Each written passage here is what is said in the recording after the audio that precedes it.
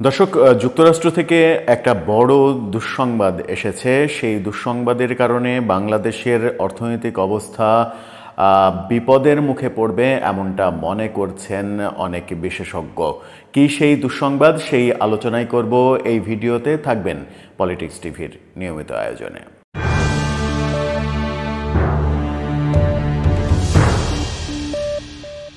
বলছিলাম, যুক্তরাষ্ট্র থেকে, আমেরিকা থেকে একটা বড় দুঃসংবাদ এসেছে। সেই দুঃসংবাদটা এসেছে ট্রাম্প প্রশাসনের প্রথম অ্যাকশান মনে করছেন অনেকে। ট্রাম্প প্রশাসন বাংলাদেশের উপরে অ্যাকশান শুরু করেছে এমনটা ভাবছেন অনেকে, যদিও ভেতরের খবরে পাওয়া যাচ্ছে যে শুধু বাংলাদেশ নয়, বেশ কিছু দেশের ওপরেই এরকম নিষেধাজ্ঞা জারি করেছে যুক্তরাষ্ট্র। অর্থনৈতিক নিষেধাজ্ঞার কথা বলছে। বেশ কিছু দেশ, সেই দেশের তালিকাতে বাংলাদেশ আছে, যদিও খুব গুরুত্বপূর্ণ দেশ নেই এই তালিকাতে, কিন্তু বাংলাদেশের নাম রয়েছে। বাংলাদেশকে অন্তত $29 মিলিয়ন যে সহযোগিতা, সেই সহযোগিতা যেটা যুক্তরাষ্ট্র করত, সেইটা বাতিল করে দিয়েছে ট্রাম্প প্রশাসন।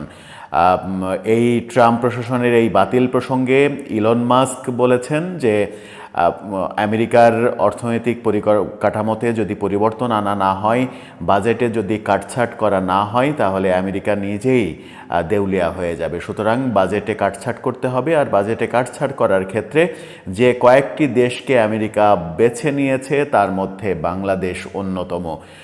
বাংলাদেশের $29 মিলিয়ন সাহায্য স্থগিত করে দিল, বাতিল করে দিল যুক্তরাষ্ট্র, এমন খবর ইন্ডিয়া সহ বিভিন্ন দেশের গণমাধ্যমে ফলাও করে প্রচার করা হচ্ছে।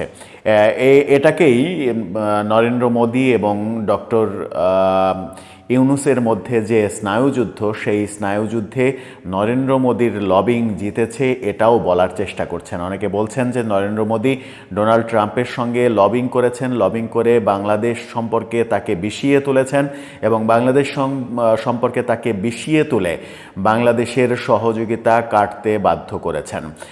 অনেকে আবার বলছেন যে ভারতেরও সহযোগিতা কেটে দিয়েছে আমেরিকা। সেরকম খবরও বিভিন্নভাবে আসছে যে ভারতের নির্বাচন কাঠামোতে আমেরিকা যে সহযোগিতা করত, সেই সহযোগিতা আপাতত করবে না বলে ট্রাম্প প্রশাসনের সিদ্ধান্ত হয়েছে। সেটা এখনও নিশ্চিত করে বলা যাচ্ছে না, সংবাদ মাধ্যমগুলোও সেরকম খবর নিশ্চিত করে দিচ্ছে না, কিন্তু বাংলাদেশের $29 মিলিয়ন যে সহযোগিতা, সেই সহযোগিতা কাটছাটের অর্থাৎ বাতিল করে দেওয়ার খবরটা পাকাপোক্তভাবে এসেছে।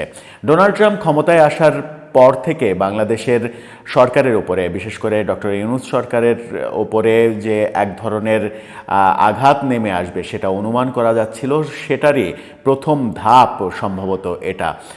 অনেকে মনে করছিলেন ডোনাল্ড ট্রাম্পের সঙ্গে ডক্টর ইউনূসের ব্যক্তিগত সম্পর্ক যেহেতু ভালো নয়, এর আগের বার যখন ডোনাল্ড ট্রাম্প নির্বাচিত হন প্রেসিডেন্ট হিসেবে, সেইবার প্রতিদ্বন্দ্বী হিলারি ক্লিন্টনের হয়ে $500 মিলিয়ন খরচ করেছিলেন ডক্টর ইউনূস, এমন খবর ছাপা হয়েছিল। এবং তখন থেকেই, সেই নির্বাচনে বিজয়ের পর থেকেই ডোনাল্ড ট্রাম্প ডক্টর ইউনূসকে মার্ক করে রেখেছেন, এবং সেটারই প্রতিফলন এবারে শুরু হয়েছে বলে অনেকে মনে করেন। সেটাকে কেন্দ্র করেই অনেকে আবার ভাবছিলেন যে Sheikh Hasina benefit of doubt Donald ট্রাম্পের কাছে এ কারণেই আরও বেশি পেতে পারেন। সেই ক্ষেত্রে নরেন্দ্র মোদীর লবিং তো রয়েছে। নরেন্দ্র মোদী কতটুকু লবিং করে আসতে পারলেন, তার যে 13 তারিখে বৈঠক হলো, সেই বৈঠকে কতটুকু লবিং করে আসতে পারলেন, সেটা এখন হয়তো দিনে দিনে পরিষ্কার হয়ে যাবে। আরও পরিষ্কার হব আমরা সামনে। তবে আপাতত খবর হচ্ছে বাংলাদেশের ওপরে যে সাহায্য সহযোগিতার ইতিহাস, সেই ইতিহাস কাটতে শুরু করেছেন ডোনাল্ড ট্রাম্প। আপাতত $29 মিলিয়ন সাহায্য সহযোগিতা কেটে দিলেন তিনি। তাতে করে আমাদের অর্থনৈতিক অবস্থা হুমকির মুখে পড়বে কিনা, আমাদের অর্থনীতিতে একটা বড় ধাক্কা লাগবে কিনা, সামনে আরও অনেক আশঙ্কা করা হচ্ছে।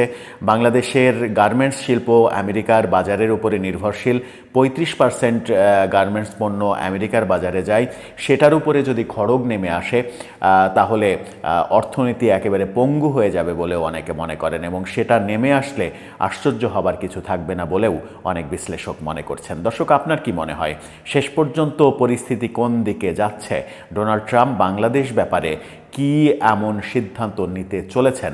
আপনার মতামত জানিয়ে লিখতে পারেন আমাদের কমেন্ট বক্সে।